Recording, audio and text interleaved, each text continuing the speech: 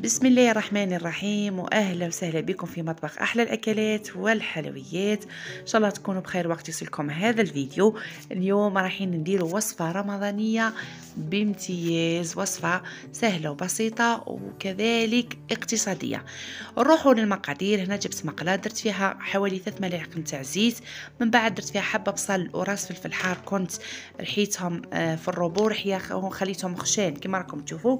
نحطوهم يذبالوا شوي، من بعد راح نزيدوا لهم ثاني شويه تاع كرومب ثاني درته في الروبو وشخشخته كما راكم تشوفوا فيه، نخليوه ثاني يذبل زمان. من بعد رايحين نزيدوا الجزر نفس الطريقه. الخضر اللي راهم عندي كل رحيتهم في الروبو وخليتهم شويه خشين وبديت نستعملها.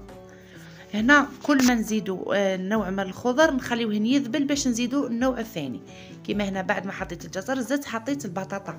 هنا البطاطا عصرتها من الماء تاعها وحطيتها، نغطيهم نخليهم يذبلوا. من بعد رايحين نرجعوا ليهم نديروا لي زيبيس. هنا درت الفلفل الكحل، الكزبر، الكركم، الزنجبيل وفلفل الاحمر. هذو كامل نحطوهم مع بعضهم هكذا بالطريقه هذه. من بعد رايحين نزيدوا لهم نزيدوا لهم لهنا الدبشه ولا الكزبر، يعني اللي متوفر عندكم. انا يعني من محبين الدبشه لهذا نديرها. زدت لها هنا الملح، ومن بعد نزيد لها 2 ملاعق نتاع هريسه اختياري، يعني اللي ما تقدرش للحار بزاف دير مغرفه، بصح لازم تديروا في هذه الوصفه. من بعد ما نخلطوا مليح رايحين نزيدوا كميه من الجبن الطري، يعني قد ما تكثري قد ما مليح، لانه هو رايح يخلينا الخليط او الحشو تاعنا بنين بزاف وهكذا تحسيه كريمي. وزدت شويه من الجبن المبشور يكون من نوعيه المليحه البنات، وخليتهم حق ما ذاب هذاك الفرماج برك، وطفيت عليه بعد ما رشيت عليه رشه نتاع دبشه. دوك تشوف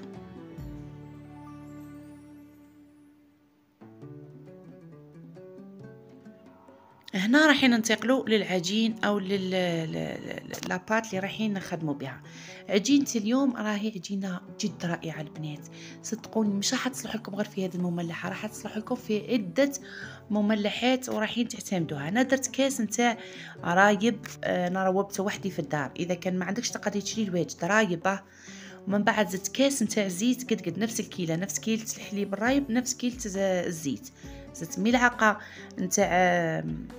تاع خميره وملعقه نتاع سكر، خلطوا مليح لين ندخلوا ذاك الزيت مليح مع الحليب. من بعد رايحين نزيدوا الفارينه والملح. انا درت الملح حسب الكيله اللي درتيها، قادره ديري كيله صغيره قادره ديري كيله كبيره. انا درت كيله كبيره لاني كنت يعني محتاجه العجينه. هنا بعد زدنا الفارينه وزدت كيس نتاع خميره كيميائيه، وبديت نلم العجينه كما راكم تشوفون. نزيد في الفارينه بالتدريج ونلمها لين نتحصلوا على عجينه طريه وسهله للاستعمال. خليوها تخمر، ومن بعد نقرصوها بالطريقه هذه ونطبعوها بطابع دائري، لانه هنا رايحين نديروها في الصينيات نتاع لي تارتوليت. كنت لهنا دهنتهم بالزبده ورشيتهم بالفارينه. من بعد نحط العجينه كما راكم تشوفوا ونزيد الحشو ونزيد فوقها الفرماج. على قلت لكم الحشو هذا راهو يعتمد على الفرماج بزاف. من بعد رايحين نجيبوا واحده اخرى دائره اخرى، وكيما راكم تشوفوا في الفيديو نحطوها ونضغطوا على الاجناب تحسوها باللي لصقت مع العجينه الاولى. هنا مش راح تتحل لكم، حاولوا تخرجوا الاطراف تاع العجينه الاولى باش كي تحطوا الثانيه يلصق العجين في بعضها وما تتحل لكمش في الفور. امام الشكل تاعها راح يجي شكل ولا اروع، يعني صدقوني.